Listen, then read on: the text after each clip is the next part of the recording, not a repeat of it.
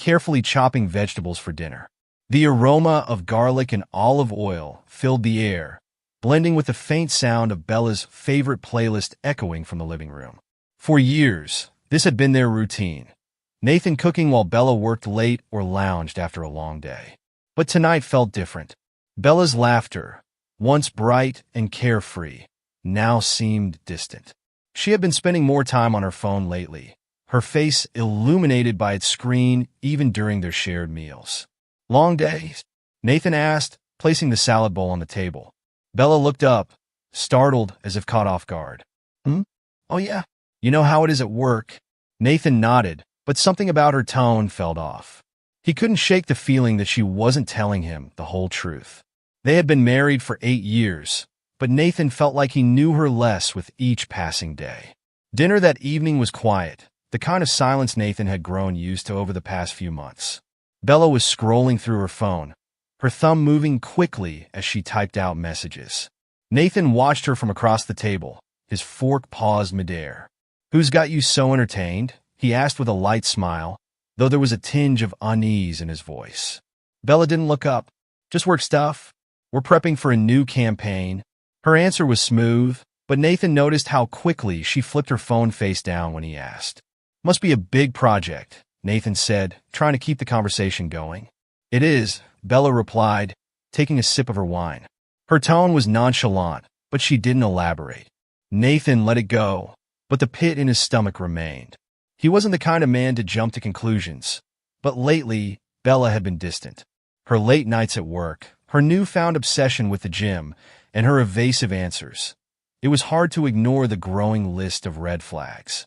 The following morning, Nathan woke early, as was his routine. He enjoyed the quiet of the house before the chaos of the day began. Bella's side of the bed was empty. She had left for the gym an hour ago. As Nathan sipped his coffee, his eyes fell on her phone, left charging on the counter. A small voice in his head told him to ignore it, to respect her privacy. But another, louder voice urged him to look. He hesitated for a moment before picking up the phone. The screen lit up with a flood of unread notifications, mostly work emails and group chats. But one message stood out. "Can't wait to see you again. Friday." Nathan's chest tightened. The message was from someone named Matt G.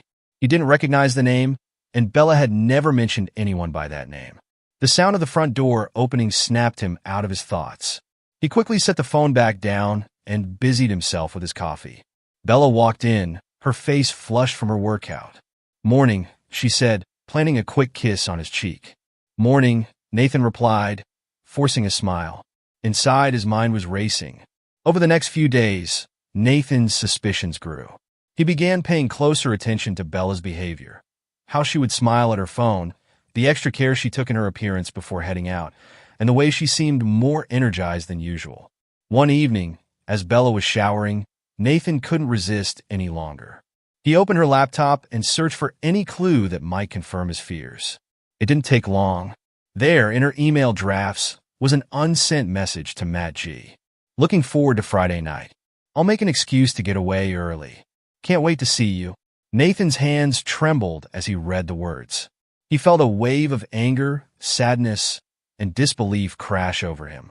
This was the woman he had built his life with, the woman he had loved and supported through everything. But now, she was slipping away, and not by accident.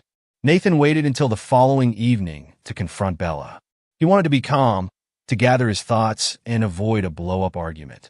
As they sat down to dinner, he looked her straight in the eye. "Bella, who's Matt?" Bella froze, her fork hovering over her plate. "What?" "You heard me. Matt. Who is he?" Nathan's voice was steady, but there was no mistaking the tension in it. Bella set her fork down slowly, her face a mask of confusion. "He's just someone from work." "Why?" Nathan leaned back in his chair, crossing his arms. "Because you're meeting him on Friday. Care to explain why you didn't tell me?" For a moment, Bella's expression faltered. Then, she let out a small laugh, shaking her head. "Oh, Nathan, you're being ridiculous. It's just a work dinner. He's part of the new campaign team, and we're brainstorming ideas." Nathan didn't buy it. "Then why hide it? Why the secrecy?" Bella's eyes narrowed. "I didn't hide anything. You're the one snooping through my stuff, making up stories in your head.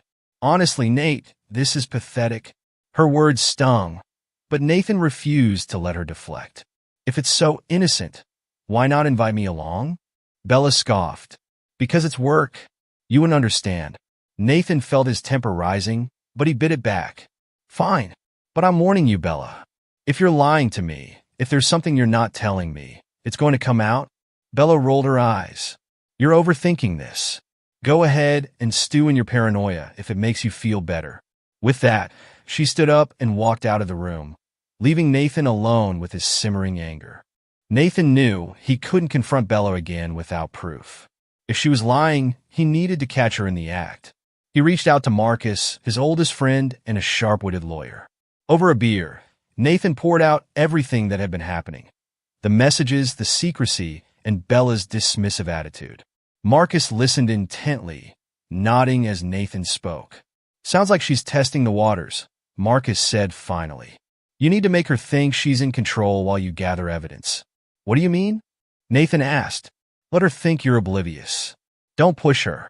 If she feels safe, she'll slip up. And that's when you'll catch her.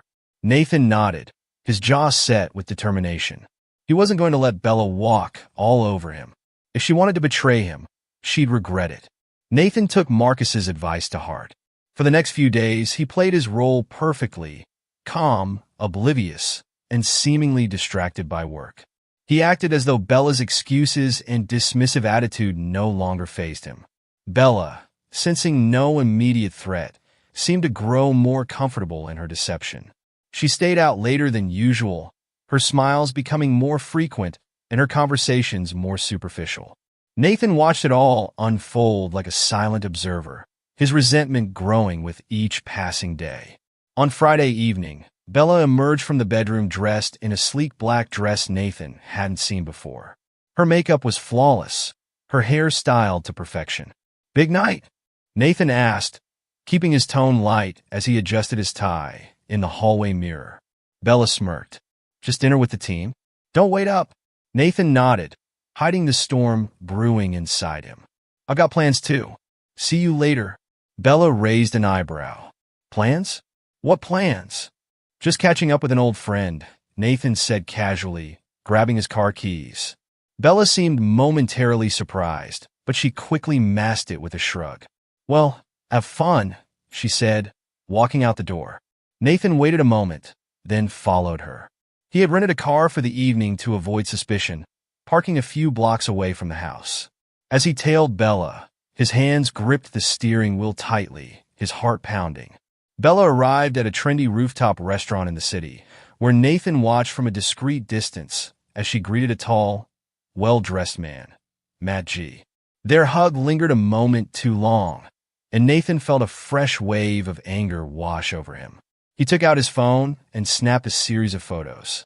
Bella and Matt laughed over drinks, their body language far too intimate for coworkers. Nathan stayed long enough to confirm his suspicions before leaving. The betrayal was no longer just a suspicion. It was real, and now he had proof. The next morning, Nathan acted as though nothing had happened. He made breakfast, humming softly as he worked, and greeted Bella with a warm smile when she finally emerged from the bedroom. You're in a good mood, Bella said, eyeing him cautiously. Why wouldn't I be? Nathan replied, sliding a plate of eggs and toast in front of her. Life's good. Bella seemed uneasy, but didn't press further. Nathan, meanwhile, had already begun laying the groundwork for his revenge. He called Marcus later that day. I have the proof, Nathan said. Now we move to the next phase. Marcus chuckled. Good. Let's make her regret every choice she's made. Nathan's first step was to rebuild himself. He had spent too long catering to Bella's needs, sacrificing his own happiness in the process. Now it was time to focus on himself. He joined an upscale gym, hired a personal trainer, and revamped his wardrobe. His evenings were no longer spent waiting for Bella to come home. Instead, he threw himself into work, networking events, and self-improvement. His transformation didn't go unnoticed. Colleagues complimented his new look, and old friends reached out to reconnect. Even Bella seemed taken aback by the changes, though she said little about them. But Nathan wasn't doing this to win her back. He was doing it for himself, and to show Bella exactly what she had lost. With Marcus's help, Nathan began discreetly setting his plan into motion. He met with a private investigator to gather more evidence, not just of Bella's infidelity, but of any potential misconduct that could benefit him in the event of a divorce. At the same time, he strengthened his connections at work, ensuring his financial stability should the marriage come to an end. But Nathan's revenge wasn't just about legal or financial wins. It was about turning the tables on Bella emotionally. He wanted her to feel the sting of betrayal, the regret of realizing what she had thrown away. One evening, as Nathan left the gym, he ran into Elena, a former colleague he hadn't seen in years. Elena was sharp, witty, and effortlessly charismatic. They caught up over coffee, and Nathan found himself opening up to her about his situation. "I can't believe she'd do that to you," Elena said, her tone laced with disbelief. "You deserve so much better." Nathan smiled, feeling a spark of confidence. "Thanks, Elena. I'm working on making sure she realizes that." Their connection grew quickly, and though Nathan wasn't ready to jump into a new relationship, Elena became a trusted confidant. She offered him advice, encouragement, and, most importantly, a reminder that he wasn't alone. Bella's confidence in her double life began to waver as Nathan grew more distant. He no longer asked about her plans or pressed her for details, and his newfound confidence only added to her unease. One evening, Bella returned home to find Nathan dressed sharply, his cologne lingering in the air. "Heading out?" she asked, trying to sound casual. "Yeah," Nathan replied with a smile. "Dinner with a friend." Bella's stomach twisted. "Oh." "Elena," Nathan said simply, grabbing his keys. "Don't wait up." For the first time, Bella felt a pang of jealousy, a feeling she hadn't expected. Nathan's revenge culminated at a charity gala his company was sponsoring. He invited Elena as his date, and together they stole the spotlight. Nathan's confidence and charisma were on full display, while Elena's warmth and intelligence captivated everyone they met. Bella, who had attended the gala with Matt, watched from across the room as Nathan and Elena laughed and mingled. She felt an unfamiliar ache in her chest, a mixture of regret, jealousy, and the painful realization that she had lost him. When their eyes met briefly, Nathan gave her a polite smile before turning back to Elena. For Bella, it was the final confirmation. Nathan had moved on, and she had no one to blame but herself. Bella's world seemed to crumble around her in the days that followed the gala. She couldn't escape the haunting image of Nathan and Elena, the way they seemed so effortlessly happy while she was trapped in the web of her own lies. At work, she couldn't focus. At home, every glance at Nathan felt like a stark reminder of her own betrayal.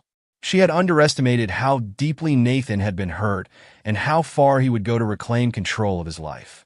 The truth was, Bella wasn't prepared for the emotional distance that Nathan had created. She had assumed that after all the pain she caused him, he would be the one chasing her, groveling for forgiveness.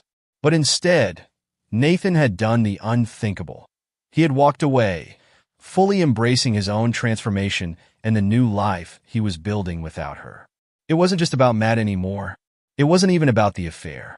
Bella was being forced to face a much more painful truth. She had let something beautiful slip through her fingers, not because of one mistake, but because of a pattern of neglect and selfishness.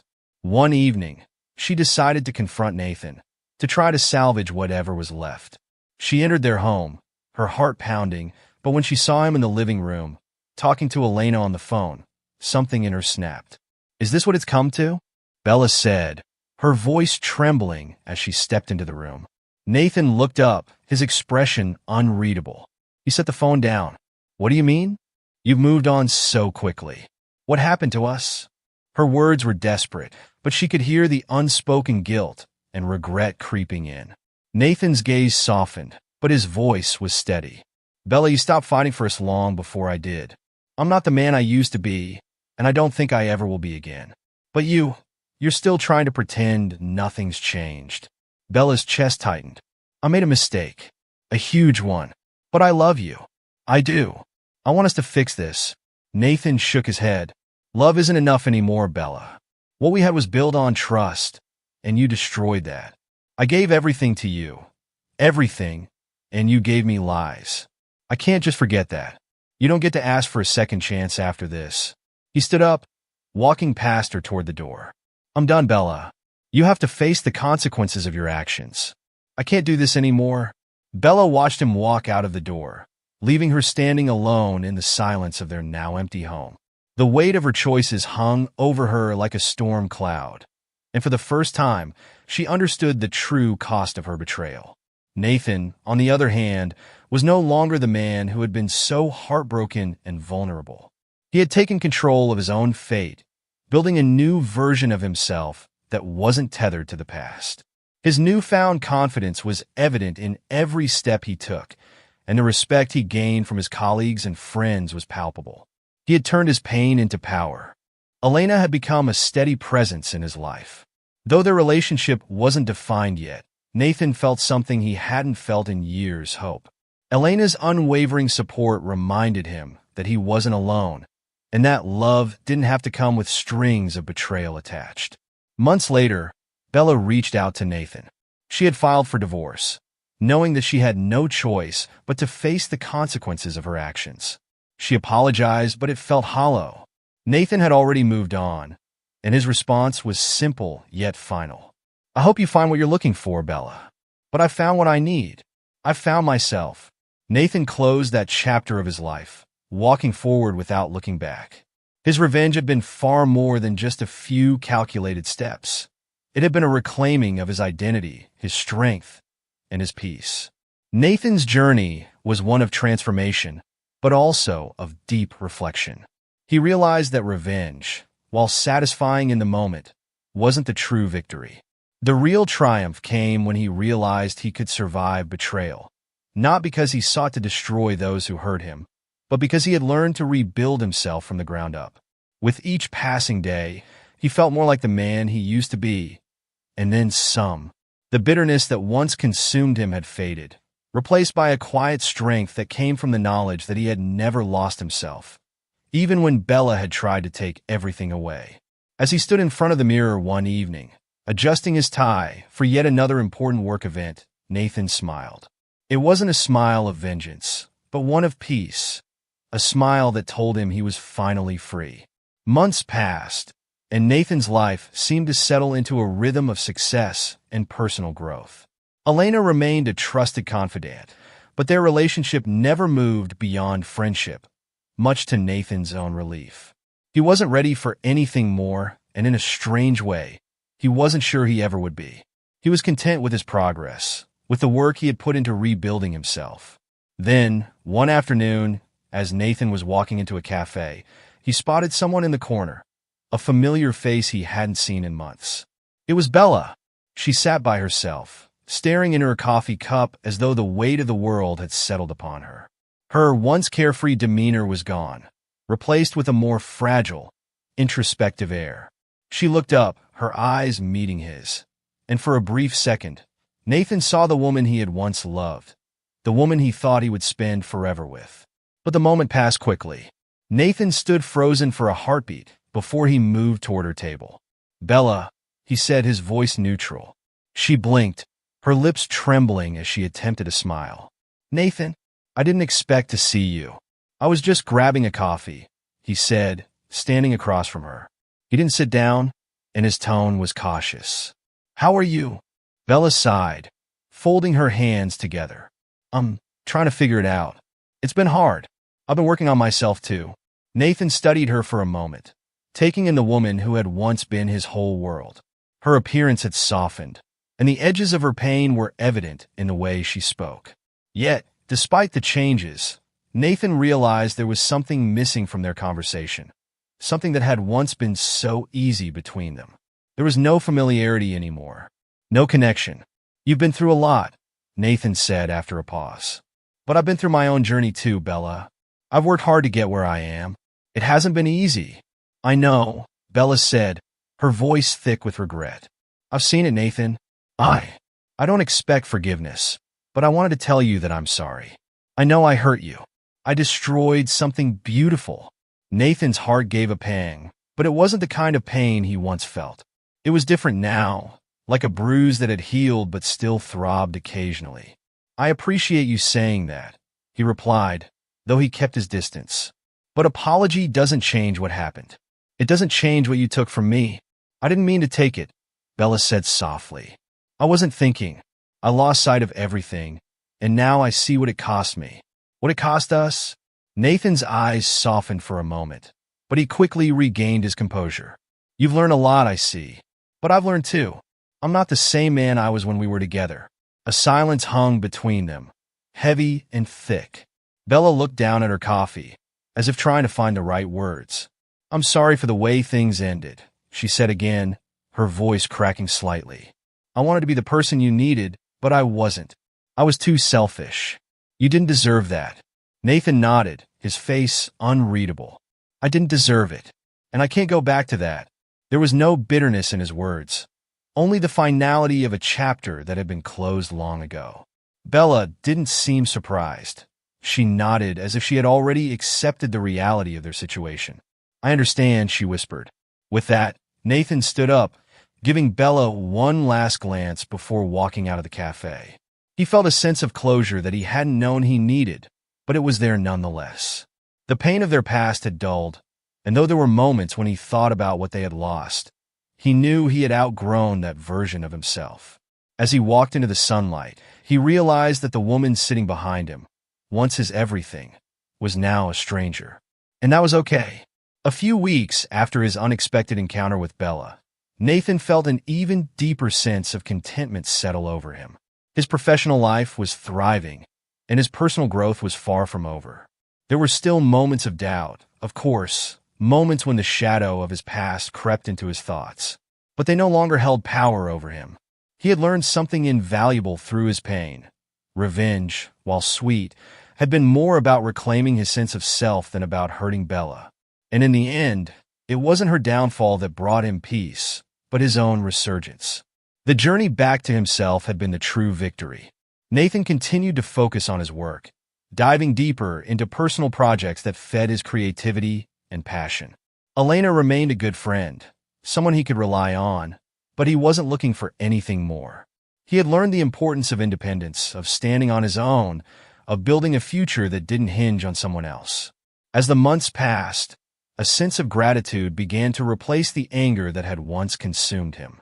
He was grateful for the lessons he had learned, for the strength he had found within himself, and for the future that lay ahead. One evening, as he stood on the balcony of his apartment, gazing at the city skyline, Nathan realized he was no longer waiting for closure. He had already found it. It wasn't in the apology that Bella had given him, nor in the revenge he had sought. It was in the life he had created for himself, in the person he had become. And for the first time in a long while, Nathan smiled. Not a smile of triumph, not a smile of victory, but a smile of peace. He had let go of the past, and now he was free.